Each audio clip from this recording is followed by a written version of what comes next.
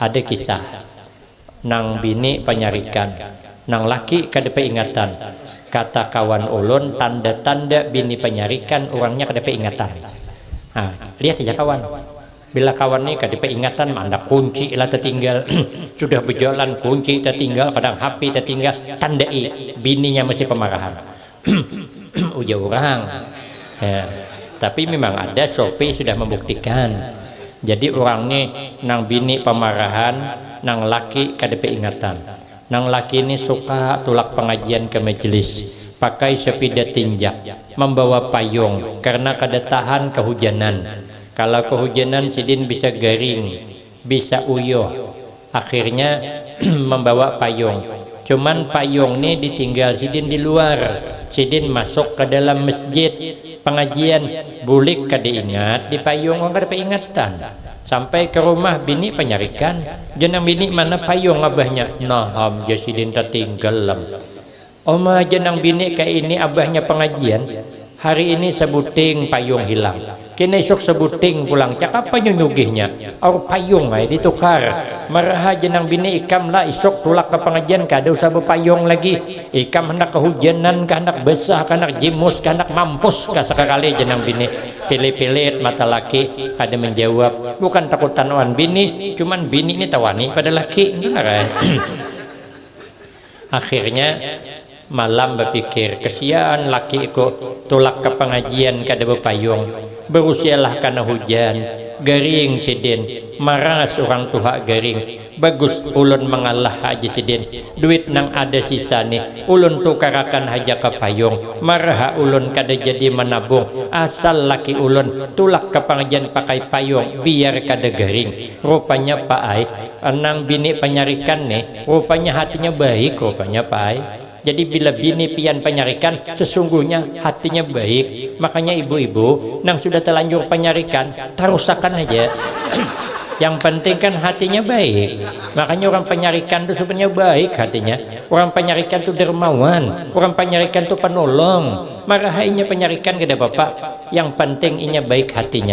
Tukarakannya payung hanyar pulang, dipadehinya lakinya. Ini abahnya lah ingatakan, payung ini jangan sampai tertinggal lagi. Ini payung hanyar, hanyar nukar. Tahan kada jadi menabung ulun, pian hati-hati on payung nih, jangan sampai tertinggal lagi. Ikam abahnya ai, amun payung ini tertinggal pulang, ikam kuhukum guring di pelatar rumah aja, mengawani hantu pucung sekali. Maka nang laki ini panakutan banar di hantu pucung. Akhirnya tulak pengajian, hati-hati, payung kada lagi disangkutakan, payung dikapit sidin. Orang bebacaan sidin bakapit payung, orang bersalaman kuliling tetap bakapit payung. Payung sampai ke rumah masih dikapit. Alhamdulillah umanya selamat, umanya na payung tabo bulik. Jenang bini ikam payung dibobulik, sepidamu mana? Nah, parah lagi. Tadi payung tertinggal, nih sepida yang tertinggal. Taliwat disariki bukan tambah pintar, tambah ongol. Makanya hidup jangan bermarah-marahan, tapi hidup bersayang-sayangan. Nyumbeli ayam seikong, yang datang orang 20, ayam seikong juga. Macam mana supaya cukup? Tabang humbut, humbut kelapa. Kalau kada ambil nangka, digulai habisan. Ulun lagi ke kanak cibuk, cibuk humbut, cibuk pulang, waluh mana ayamnya. Senunuhan datang, no betisnya menganga habis siapa. Jadi ditakuti pula tuh, ikam jangan makan ngintu katanya. Ke kanak kada boleh makan betisnya, kayaknya bila nikah menggetar betisnya ya. Padahal nanti ada juga yang makan awak diakalinya hendak makan sipong kada boleh juga aja, karena bergerak terus burit. Apa inya yang hendak? Karena sipong ayam tuh kan nyaman di benam tuh. Salah, memakan jeruan kada boleh juga, hatinya kada boleh, karena nanti hatu nak membenam hatinya. Awak kena terus dibuali sidin, masa kada boleh makan betis ayam? Di mana dalilnya? Tapi kami takutannya aku gelitiran betatai pengantin pada sidin hendak. Nah jadi kada boleh bulik kalau kada makan. Assalamualaikum warahmatullahi wabarakatuh.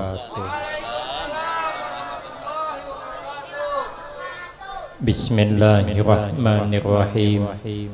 Alhamdulillahi rabbil alamin. Wassalatu wassalamu ala asyrafil anbiya wal mursalin wa ala alihi wa ashabihi ajma'in. La haula wa la quwwata illa billahil aliyyil azim.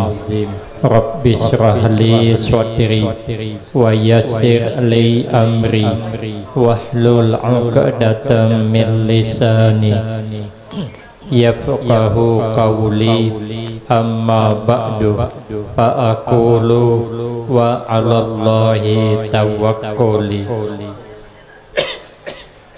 Ma'asyiral hadirin, Bapak Ibu jamaah yang ulun muliakan, wabil khusus para habaib, tuan-tuan guru, hadir bersama kita Al Habib Zainal Arifin Ba'abud beserta tuan guru kita Tuan Guru Gus Muhari beserta tokoh-tokoh masyarakat, para imam, pengurus masjid, dan orang-orang tua kita yang alhamdulillah dapat hadir dalam kesempatan malam ini yang sama-sama kita hormati dan yang kita muliakan. Kemudian terima kasih ulun sampaikan kepada pimpinan Nabi sallallahu alaihi wasallam.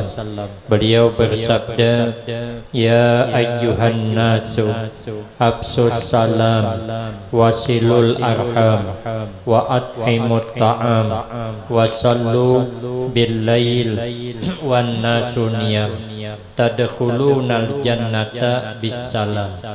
Kata Nabi, hai sekalian umat manusia, absus salam, sebarkan olehmu akan ucapan salam. Bila bertemu kawan, ucapkan salam. Bila kira kada bertemuan, kirim salam. Mengucapkan salam sunat kifayah. Kalau kita datang berumbungan ke rumah orang, cukup seikong aja yang ngasih salam. Jangan seberataan. Kasihan yang datang terdahulu, teliur menjawab. Kalau kita kan kegantian, yang di dalam nang kasihan. Memberi salam sunat kifayah, menjawab salam fardu kifayah. Mana ganalnya pahala memberi salam dengan menjawab salam terganal memberi salam. Makanya supaya jangan kalah pahalanya, ujar guru kami, kalau orang memberi salam kita menjawab dilabihi. Kalau orang mengasih salam, assalamualaikum, kita menjawab waalaikumsalam warahmatullah lebihnya. Kalau orang mengasih salam, assalamualaikum warahmatullah, kita lebihi waalaikumsalam warahmatullah wabarakatuh. Kalau orang ngasih salam, assalamualaikum warahmatullah wabarakatuh, kita sunat menjawab waalaikumsalam warahmatullah wabarakatuh tambahi wa maghfiratuh. Kalau orang sampai kepada assalamualaikum warahmatullahi wabarakatuh wa maghfiratuh, tambahi lagi waalaikumsalam warahmatullahi wabarakatuh wa maghfiratuh wa ridwanuh. Kalau orang ngasih salam dihabisakannya assalamualaikum warahmatullahi wabarakatuh wa maghfiratuh wa ridwanuh, habis. Maka kita menjawab waalaikumsalam warahmatullah wabarakatuh wa maghfiratuh wa ridwanuh wa habistuh. Itu tambahan ulun hujung. Ada guru ulun, kada ulun nambahin. Artinya kalau orang mendoakan baik kepada kita, kalau orang berbuat baik kepada kita, kita membalas paling tidak sama kalau kada kawalabi. Orang mengucapkan salam itu menghendaki kita ini selamat. Di zaman Nabi Isa di zaman Nabi kita sallallahu alaihi wasallam, Nabi itu duduk bersama-sama para sahabat. Lalu Nabi bercakap, kata Nabi, ini kada lawas lagi datang calon penghuni surga. Ditunggu orang, sekalinya yang datang ternyata orang biasa saja. Rupanya besok-besok duduk lagi Nabi bersama para sahabat. Nabi bilang lagi, kata Nabi, ini kada lawas lagi datang pulang calon penghuni surga. Sahabat Ammar bin As penasaran, tapi berenai. Kada wani bertanya. Sekalinya yang ketiga duduk bersama Nabi, Nabi berbicara lagi. Ujar Nabi, kada lama lagi ini bakal datang lagi calon penghuni surga. Yang datang yang semalam pulang. Sahabat Ammar bin As penasaran, lalu didatanginya ke rumah orang itu. Apa amalannya? Maka sempian dikatakan Nabi calon penghuni surga. Katanya, jawabnya, ulun kada ada punya amalan yang lebih dari sempian, tapi hati ulun selamat daripada menghendaki orang lain sengsara. Selamat hati menghendaki orang lain susah. Kada pernah senang melihat orang susah, tapi susah melihat orang senang. Jangan SMS susah melihat orang senang, senang melihat orang susah, atau kena penyakit dengki itu. Orang penyakit dengki ini payah, mana suka melihat orang senang. Melihat orang nukar TV demam seminggu, melihat tetangga nukar pulkas sesak napas, melihat tetangga membeli mobil baru Pajero Sport pula mati kada ketahuan. Di mana? Di film Indosiar. Nah, Haji Sulam berangkat haji berjual bubur, dengki, pingsan bininya, mati dah. Sekarang berganti bini hanyar pulang main filmnya tuh.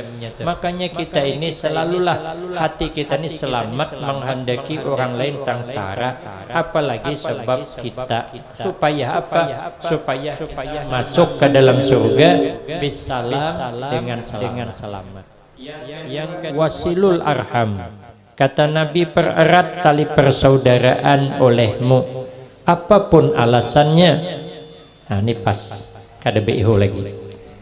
Apapun alasannya, kita tidak boleh pecah belah, tapi kita senantiasa mempererat tali persaudaraan.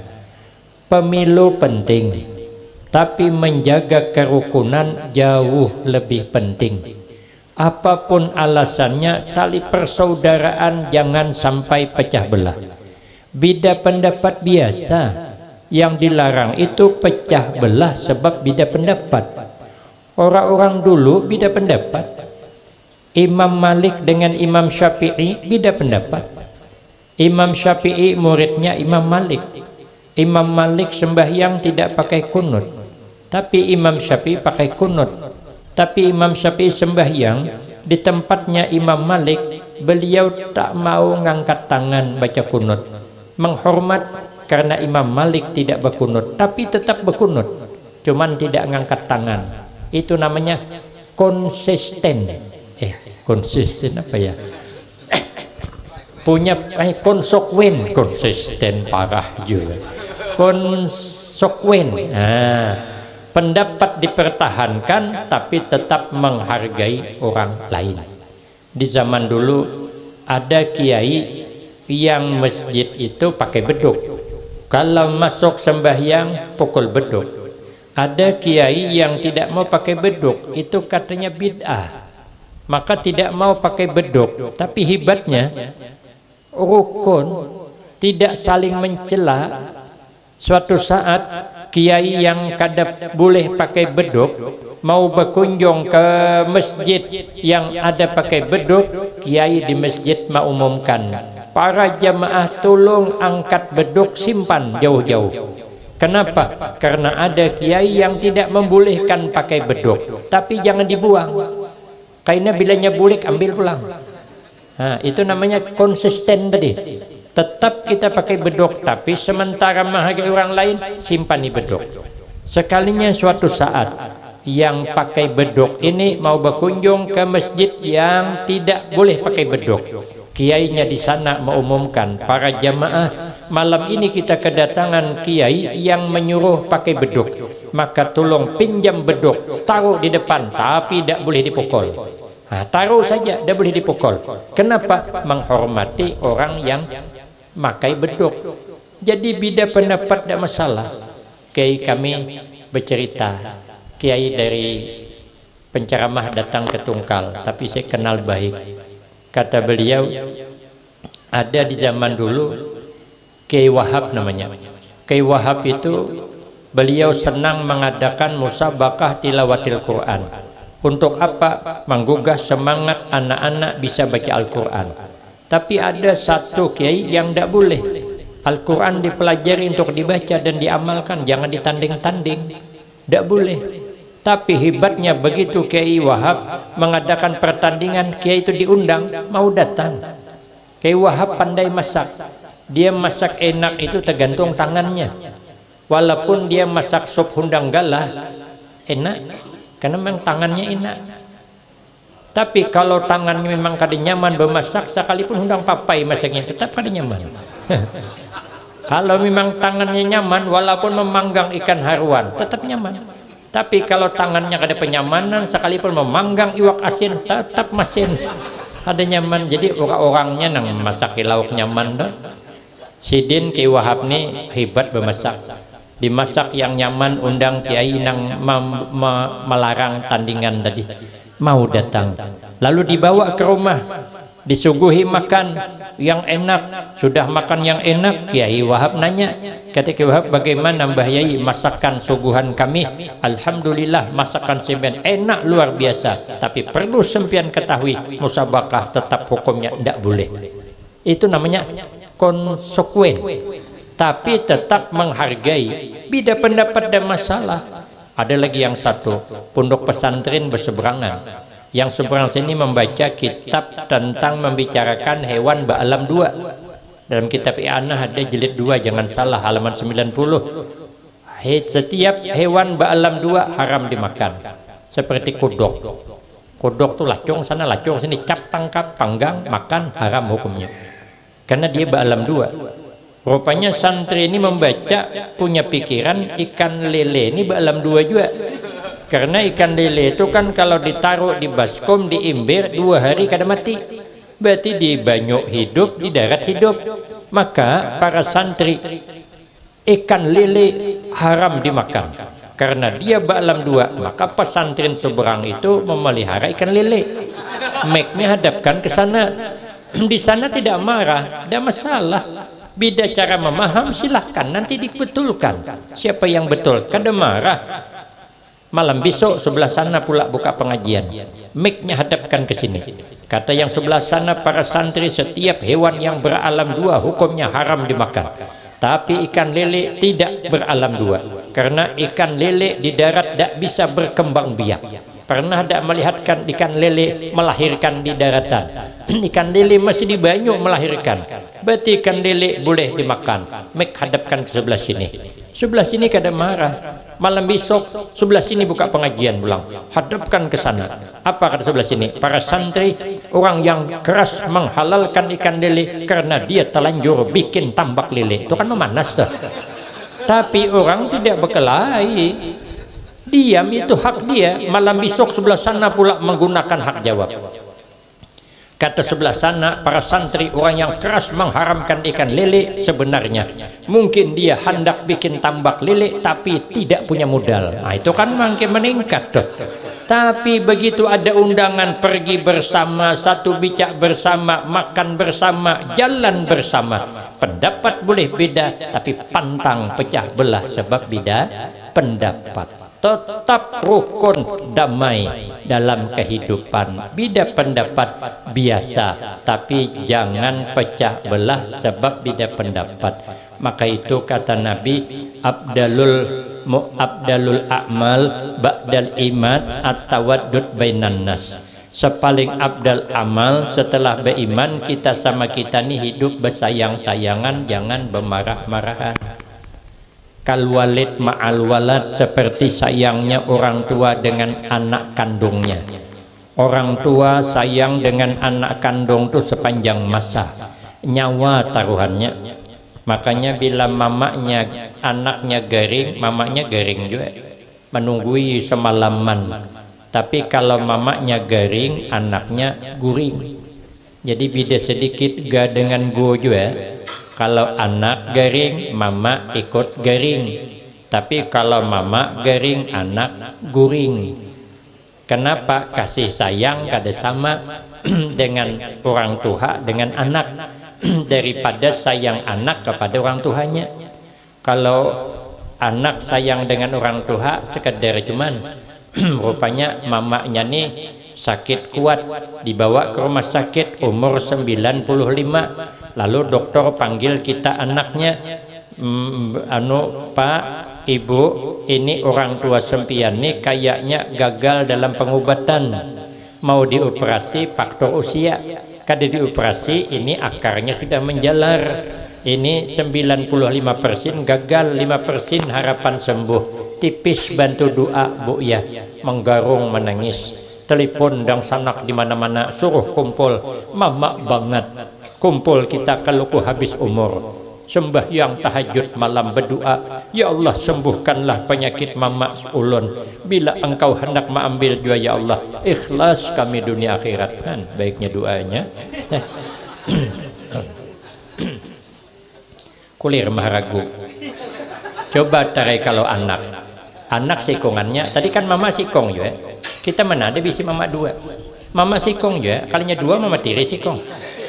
Nah dibalik pulang anak sikong doang sakit, masuk ke rumah sakit, oh ya dokter bantu doa Bu ya, anak sempian kayaknya ada kelainan, gagal dalam pengobatan, menunggu keajaiban dari Allah aja lagi. Menggarung menangis berdoa, ya Allah Tuhanku, apapun alasannya ya Allah, jangan kau ambil anakku ya Allah, sembuhkanlah, engkau maha kuasa menyembuhkan orang sakit, menghidupkan yang belum hidup pun kau kuasa, pokoknya harus hidup ya Allah, kalau kau hendak mengambil juga ya Allah, ambillah kayaknya di rumah nang Tuhan, kayaknya nang Tuhan doakannya mati pala benar. Begitulah sayangnya orang tua kepada anak, tersalah-salah dalam berdoa, nyawa taruhannya. Baru ini saya pergi ke Tanjung Balai, Kepulauan Riau, seberangan dengan Kepulauan Batam, pas berseberangan dengan Malaysia dan Singapura. Ulun diandak di hotel nang di atas gunung. Jadi katanya guru kalau di atas nyaman melihat Singapura dengan Malaysia. Jadi malam tuh kelihatan lampunya dengan jelas. Kalau pagi-pagi memang gedungnya tuh kelihatan. Jadi saya sudah sampai ke Singapura, pandangan mata, orangnya belum. Di Tanjung Balai. Jadi saya berangkat dari Tanjung Burung menyeberang Tanjung Balai sore sekitar jam 4 lebih, hampir maghrib. Gelombang besarnya minta ampun. Kawan saya bilang masuk berita kuat gelombang Sabtu tadi guru aja 3 meter, udah mati ulun di situ. Pas gelombang gana tuh ulun di situ sekitar jam 5 hampir maghrib yang kekanalannya gelombang, kada kau apa-apa lagi. Bot sepet bot kami itu muat 80 orang, untung penumpang cuma kami berenam, jadi bot itu tinggi dia, jadi tinggi itu pun kalau bak gelombang tuh tidak bisa lagi diangkat gasnya, belum lagi lewat nih, belum lewat lagi haluannya gelombang belakang menghantam dah, mailak belakang termasuk tong sepit bot tuh termasuk ke dalam gelombang, angkat gas naik lagi. Saya bilang asa hidup asa mati, asa melihat malaikat Israel ulun. Cuman ada kawan dari Martapura, bendaharawan Masjid Al-Karamah Martapura yang BC SPBO anggota Dewan, datang ke rumah berjalanan 2 buah mobil, sebuahnya nyusul jadi 3. Sidin memberikan amalan dengan ulun di rumah ulun di Kuala Tungkal Jambi. Sidin ada acara apa anggota Dewan, jadi Sidin hendaklah guru amalan supaya panjang umur, hendak kayu ulun. Siapa yang kada hendak pian gin hendak kalau hendaklah julun hendak kai apa amalannya supaya panjang umur. Jadi itu bang ulun amalkan. Apa amalannya? Jangan pernah berhenti bernapas.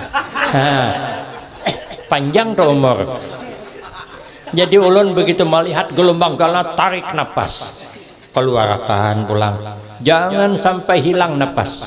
Kalau hilang napas mati. Itu pengamalan lagi sampai ke Tanjung Balai. Besoknya saya nyeberang lagi ke Tanjung Batu, namanya seberangan Pulau Batam dekat Tanjung Pinang, Riau. Sekalinya di situ ceritanya kekanakan mandi di tepi sungai. Sokalnya disambar buaya sekong. Kawannya jangankan menolong, tahambur larian. Cuman abahnya melihat dari jauh, ternyata anaknya disambar buaya. Dikejar abahnya, tapi anaknya mati dah, lamas. Rupanya buaya tuh kalau dia menangkap orang, diambungnya ke atas, beungahnya iya dapat begitu. Karena dinyalamkannya itu kan mau timbul lagi. Jadi sempat lamas nunggu abahnya berlari, tapi walaupun sudah mati anaknya di muntung buaya, abahnya kada rela anaknya ditelan buaya. Terjun abahnya, rela mati berdua, namun membiarkan anak ditelan buaya, maka kada. Maka buaya itu bukan tandingan kita. Buaya kalau 5 meter panjangnya sekali mahampat 16 meter kita kipainya kita. Tapi kada peduli, bawakannya pisau tajuninya, bakunyong buaya, bakunyong jusidin, penyalam buaya, penyalam juga. Buaya laut, bukan buaya darat. Kalau buaya darat kada masalah, ini buaya laut. Dapatnya menaiki buaya itu, cocoknya matanya melepas, dapat mengambil anaknya di muntung buaya, tapi sudah meninggal dunia. Baru tadi selamat, tapi bahunya nirakai, dibawa ke provinsi Pekanbaru. Namun membiarkan anak maka kada. Tapi kalau sayang orang tu anak kepada orang tua kada sama. Sayang laki on bini kada sama. Walaupun memanggil yayang kada bisa. Iya. Kalau sayangnya laki on bini, dia ngomong, aku sehidup semati. Aku tak bisa hidup tanpamu. Bualnya begitu mati nang bini kawinnya pulang. Mana ada hendak 4 mati ke kuburan, siapa hendak. Kemarin cuman bilang sehidup semati itu, aku tak bisa hidup tanpamu. Ulun ada ambil HP santri nyoba isi-misan dengan nang dihendakinya, rupanya ada pulang nah hendak sakannya sariknya, aku tak rela aja kakak jatuh ke pelukan wanita lain karena aku tak bisa hidup tanpamu. Lah paling sebulan sakannya bebuncingan wan laki lain pulang, ujapang kada bisa hidup aja masih. Tapi kalau sayang dengan anak kada sama. Jadi orang ini tulak menjela laki bini, nang bini sambil mamai bakayuh penyarikan bininya, soalnya tagugur ke sungai disambar buaya. Begitu sambar buaya minta tolong bang. Suaminya mikir, amun ditajuni berusialah mati berdua, yatim piatu anak. Marah aja sidin pulang bepadah ke buaya, ayo buaya aja mun asa hendak beuh taros. Nah ma asra'u man nasita, mengapa begitu cepat kau lupakan janjimu yang dulu.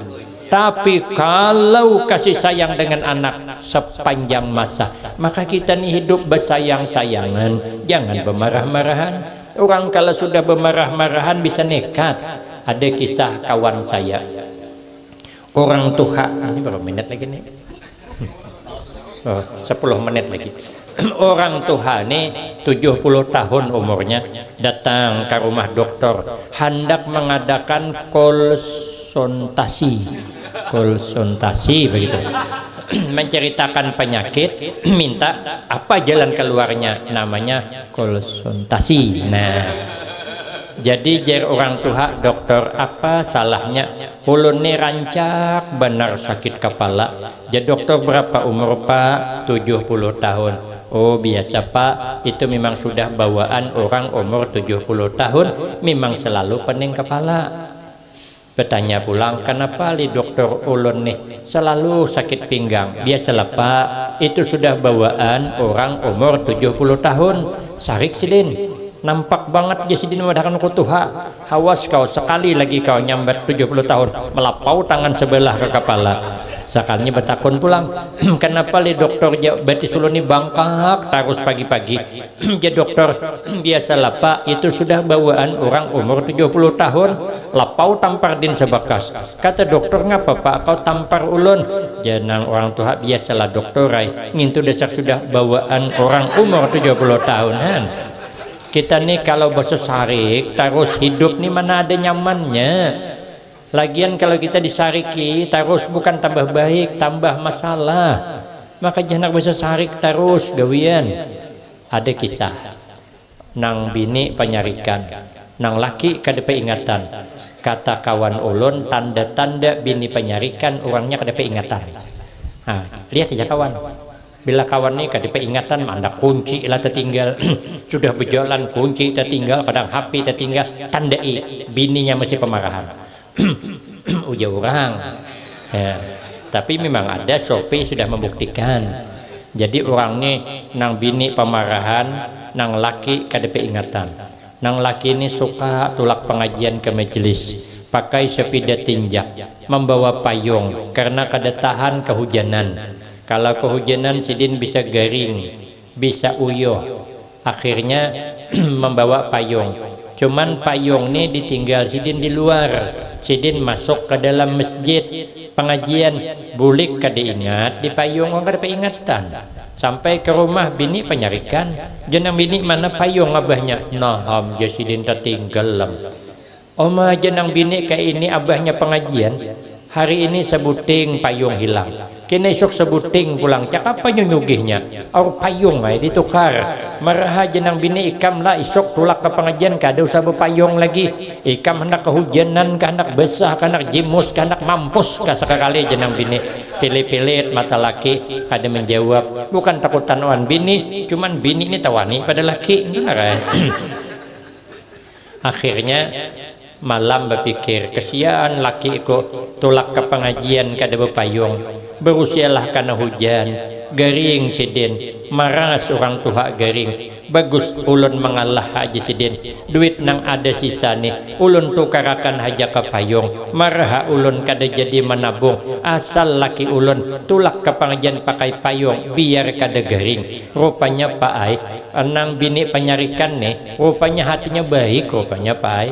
Jadi bila bini pian penyarikan, sesungguhnya hatinya baik. Makanya ibu-ibu nang sudah terlanjur penyarikan, terusakan aja.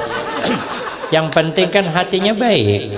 Makanya orang penyarikan itu sebenarnya baik hatinya. Orang penyarikan itu dermawan, orang penyarikan itu penolong. Marahainya penyarikan kada bapak, yang penting inya baik hatinya. Tukarakannya payung hanyar pulang, dipadehinya lakinya. Ini abahnya lah ingatakan, payung ini jangan sampai tertinggal lagi. Ini payung hanyar, hanyar nukar. Tahan kada jadi menabung ulun, pian hati-hati on payung nih, jangan sampai tertinggal lagi. Ikam abahnya ai, amun payung ini tertinggal pulang, ikam kuhukum guring di pelatar rumah aja, mengawani hantu pucung sekali. Maka nang laki ini panakutan banar di hantu pucung. Akhirnya tulak pengajian, hati-hati payung kada lagi disangkutakan, payung dikapit sidin. Orang bebacaan sidin bakapit payung, orang bersalaman kuliling tetap bakapit payung. Payung sampai ke rumah masih dikapit. Alhamdulillah umanya selamat umanya. Nah payung tabobulik. Jenang bini ikam payung dibobulik. Sepidamu mana? Nah parah lagi. Tadi payung tertinggal, nih sepida nang tertinggal. Taliwat disariki bukan tambah pintar, tambah ongol. Makanya hidup jangan bermarah-marahan, tapi hidup bersayang-sayangan. Cuman kata Nabi, wapi akhir zaman madalla qaumun illa bil jidal. Tidak rusak kemesraan hidup umat di akhir zaman kecuali terlalu banyak bersengketa, terlalu banyak berselisih paham. Akhirnya pintu beramal ditutup Allah, yang ada timbul saling cela mencela, caci mencaci. Itulah rusaknya kata Nabi umat di akhir zaman. Maka itu terus pererat tali persaudaraan apapun alasannya. Yang ketiga, wa'at imut ta'am, beri makan kepada orang. Makanya orang-orang dahulu itu kalau ada tamu datang mesti dikasih makan. Pantang tamu datang parut lapar, bulik lapar. Bagaimanapun tamu datang, parut lapar, bulik harus kenyang. Kenapa? Karena ada hadis Nabi, man at'ama akhahul muslim syahwatahu haramahullahu ta'ala alan nar. Siapa orang yang pernah menyuguhi tamunya sesuai dengan seleranya, maka haram jasadnya disentuh api neraka. Maka itu kalau ada tamu datang, kalau bisa suguhi yang sesuai dengan seleranya. Kalau dia itu datang takuni apa kesukaannya, jangan kita langsung menyuguhi. Siapa tahu yang datang berisi penyakit mah, dikasih gulai nangka, apa ada kambuh mah kawan, bulik dari kita seminggu behiraan. Nah itu kan kada sesuai seleranya, makanya kasih tahu apa kesukaannya. Kalau nya datang tanya minum apa, saya sering ditanya itu minum apa Ustaz, saya bilang terserah saja, kopi enggak, teh enggak, lah katanya terserah, ya terserah. Kalau teh susu baru iya. Tapi kalau kita menawar itu kira-kira di rumah itu ada. Jangan pulang kita tawar minum apa. Ya, nak minum apa Pak? Jangan ditanya. Kalau ada cuman kopi aja jangan ditanya lagi. Ini awal cuman kopi, minum apa Pak? ISTMJ katanya. Nah, terpaksa pemodal menukar ISTMJ. Betul, makanya talunya 6 mulang tuh minta. Terlewat bangkot bandar. Jadi kalau kita nak menanya tuh di dalam sudah ada. Cuman tanya apa kesukaannya biar sesuai dengan seleranya. Kalau kita mengasih makan sesuai seleranya, haram jasadnya masuk api neraka. Nah, makanya orang dulu tuh, pemilih-pemilih kami dulu, semua kita lah orang dulu di kampung-kampung, kalau keluarga datang, tahan bermodal membeli ayam, nyumbeli ayam seikong, yang datang orang 20, ayam seikong juga. Macam mana supaya cukup? Tabang humbut, humbut kelapa, kalau kada ambil nangka, digulai habisan, ulun lagi ke kanak cibuk, cibuk humbut, cibuk pulang, waluh, mana ayamnya? Senunuhan datang, no betisnya menganga siapa? Jadi ditakuti pula tuh, ikam jangan makan ngintu katanya, kakanak kada boleh makan betisnya, kayaknya bila nikah menggetar betisnya ya. Padahal nang tuha ada juga nang makan awak diakalinya hendak makan sipong kada boleh juga aja, kayaknya bergerak terus burit. Kapainya yang hendak, karena sipong ayam tuh kan nyaman di benam tuh. Salah, memakan jeruan kada boleh juga, hatinya kada boleh, karena nang tuha tuh nak membenam hatinya. Awak kana terus dibuali sidin, masa kada boleh makan betis ayam? Di mana dalilnya? Tapi kami takutannya aku gelitiran betatai pengantin pada sidin hendak. Nah jadi kada boleh bulik kalau kada makan. Ulun berjalan ke rumah pemilik hari raya jam 9 pagi anak bulik, kada boleh bulik aja, harus makan hulu. Julun ulun belum lapar, kada aja makan hulu. Ayu julun sekalinya belum bemesak, sangka ulun udah bemesak, sekalinya hanya bemesak, sekalinya kada lewas turun nang bini ke pinggir sumur, ma ambil kangkong, taguringan ulun mahadengi. Cakanya nang dihadengi itu undang galah balik antol lah, nang dihadengi tumis kangkong, aduh meleset tapi nyaman makan. Kada boleh bulik kalau kada makan walau lauk kangkong. Makanya orang dulu tuh mengamalkan ilmu, makanya orang bahari banyak nang mati bakaramat banyak, tapi ada nang mati jadi hantu ada juga. Tergantung amal perbuatan. Makanya kalau ada tamu suguhi. Yang terakhir, yang keempat, wasallu bil lail wan nasu niyam. Sembahyang malam orang sedang guringan, bangun kita ambil air wudhu, sembahyang tahajud, sembahyang hajat, sembahyang witir, orang sedang guring. Maka ujar Nabi, tadkhulunal jannata bisalam, maka engkau akan masuk ke dalam surga bisalam, dengan selamat. Cuman Imam Syafi'i ngasih amalan supaya masuk surga dengan selamat. Di antara amal kita yang sudah dilakukan, letakkan orang alim di hati kita.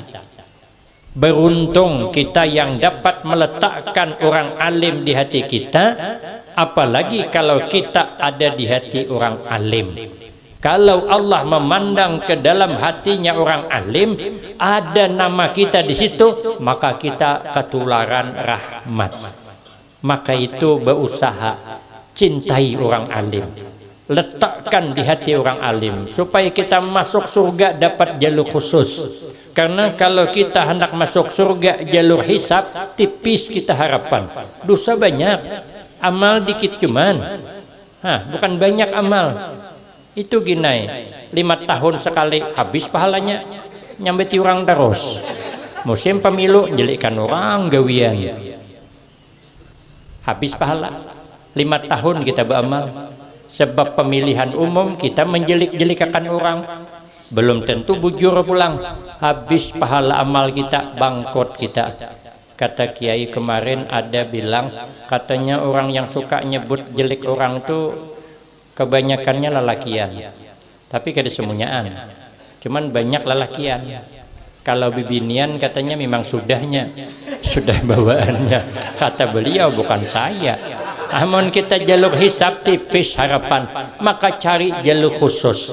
Bagaimana? Letakkan orang alim di hati kita. Kata Nabi, inna minan nas unasan yadkhulunal jannata majjanan. Sesungguhnya nanti ada kalangan kita manusia yang masuk surga majjanan, cuma-cuma, gratis. Sahabat bertanya, manhum ya Rasulullah? Man kana fi qalbihi min hubbil ulama, orang yang dalam hatinya tetap mencintai ulama. Mudah-mudahan kita bertahan dapat jalur khusus, tidak jalur hisab, menuju ke dalam surga dengan selamat. Amin Allahumma amin. Isya sudah sampai, lebih kurang minta maaf. Wabillahi taufiq wal hidayah. Wassalamualaikum warahmatullahi wabarakatuh. Bismillahirrahmanirrahim. Rabbana atina fid dunya hasanah wa fil akhirati hasanah wa qina adzabannar. Wa sallallahu ala sayidina Muhammad wa ala alihi wasahbihi wasallam. Alhamdulillah. Taqabbalallahu minkum.